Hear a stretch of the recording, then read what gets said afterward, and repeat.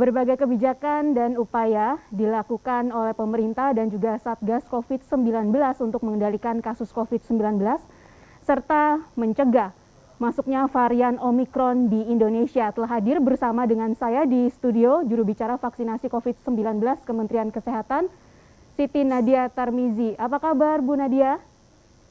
Baik, sehat-sehat kita semua. Oke Bu, terima kasih atas waktunya telah berbincang bersama dengan kami.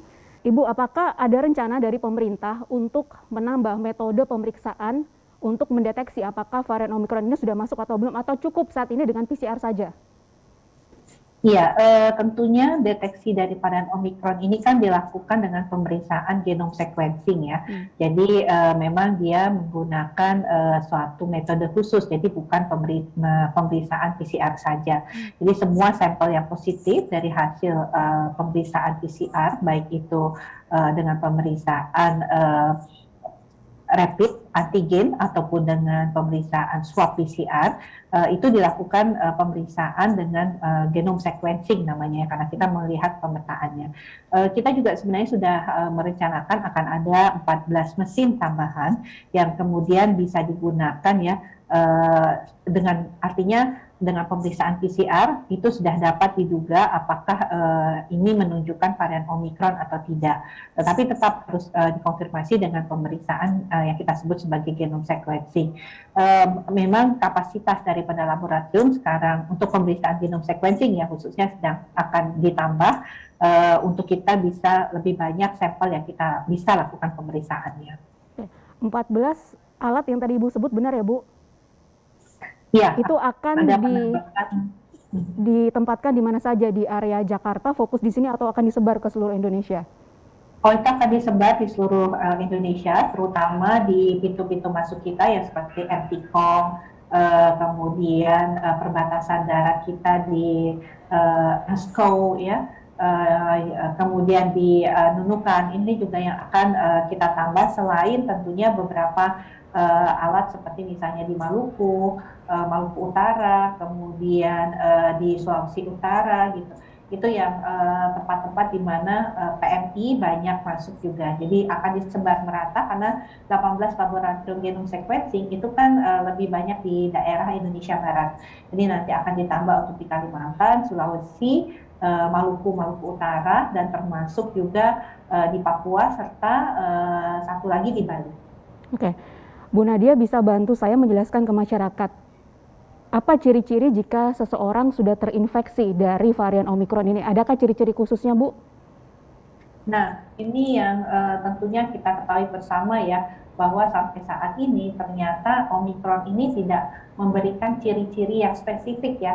Artinya gejala yang dialami seseorang dengan Omikron itu sama dengan gejala infeksi virus dengan varian lainnya ya, artinya demam, kemudian bisa batuk pilek, bisa juga kehilangan pembauan, kemudian kehilangan rasa. Tapi biasanya gejala yang dialami itu biasanya ringan ya, tidak berat ataupun tidak parah. Oke, artinya yang bisa dilakukan masyarakat apa Bu, agar dirinya tidak terpapar dari varian Omikron ini? Tetap cukupkah 5M atau ada lagi? Ya, tentunya kita sudah tahu ya sampai saat ini kan kita tidak menemukan atau belum menemukan pengobatan yang tepat untuk virus COVID-19. Jadi misalnya pada virus HIV kan itu ada obat ARV-nya. Nah tentunya upaya-upaya yang bisa kita lakukan saat ini dalam khususnya mencegah kita tertular adalah tetap menjalankan protokol kesehatan dan segera divaksin. Kemudian kalau kita berbicara bagaimana kemudian kita menanggulangi pandemi ini supaya kita bisa keluar dari situasi pandemi ini adalah selain protokol kesehatan tetap terus dijalankan, tidak boleh kendor, walaupun saat ini mungkin kondisi kita sudah lebih baik ya, laju penularan sudah sangat rendah, tetapi tetap ini harus kita menjaga protokol kesehatan dengan baik. Yang kedua adalah mengurangi mobilitas karena pandemi belum selesai. Kita tahu situasi yang membaik kadang-kadang membuat kita bisa melakukan aktivitas lebih banyak, tapi kemudian aktivitas yang lebih banyak itu tentunya harus selektif ya, apalagi dengan berbagai relaksasi yang kita lakukan di dalam kegiatan masyarakat. Oke. Bu Nadia, adakah langkah antisipasi yang dilakukan oleh Satgas untuk mencegah varian Omikron ini masuk? Apakah cukup hanya dengan membatasi, terakhir infonya 11 negara yang dilarang masuk, apakah kemudian akan ada penambahan lagi, Bu? Ya, kalau sampai sekarang ya varian Omikron ini sudah menyebar hampir di 76 negara ya, sudah melaporkan ada Omikron ini ya. Dari tanggal 24 November pada saat itu Afrika Selatan pertama kali mengumumkan kasus Omikron ini. Kalau kita lihat belum sampai dengan 1 bulan penyebarannya itu sudah sampai 76 negara. Artinya ini menjadi kewaspadaan kita ya, bagaimana kita tetap memastikan pintu-pintu masuk kita itu betul-betul dimonitor dengan ketat ya. Sampai saat ini masih 11 negara awal ya yang kita ketahui merupakan negara-negara yang berada di sekitar Afrika Selatan dan tetangganya, termasuk Afrika Selatan sendiri dan Hong Kong, yang saat ini izin masuknya masih kita tunda ya, baik untuk visa kunjungan maupun visa tinggal tetap untuk WNA-nya. Termasuk untuk WNA yang punya riwayat berkunjung 14 hari sebelumnya, ini juga sementara masih tidak bisa memasuki wilayah Indonesia. Untuk WNI tentunya kita ketahui bisa kembali ke Indonesia, tapi harus menjalani karantina selama 14 hari. Nah, di luar dari 11 negara, WNA maupun WNI bisa tetap kembali ke Indonesia atau memasuki wilayah Indonesia, tapi harus melaksanakan karantina selama 10 hari. Di samping itu, selain proses karantina, vaksinasi menjadi syarat dan juga pemeriksaan PCR 3 kali negatif itu juga menjadi syarat untuk kita memasuki wilayah Indonesia baik untuk WNI maupun WNA.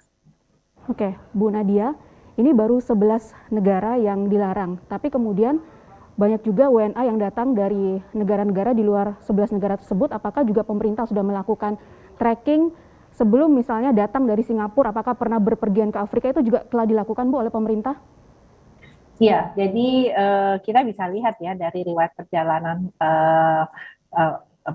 luar negerinya ya, kalau dalam 14 hari itu pernah mengunjungi 11 negara yang tadi kita kategorikan, ya tentunya ini tidak bisa masuk ke Indonesia sampai dengan ketentuan berikutnya ya. Untuk WNA, tapi kalau WNI ini masih memungkinkan dengan kembali ya ke tanah air dengan melaksanakan karantina full selama 14 hari.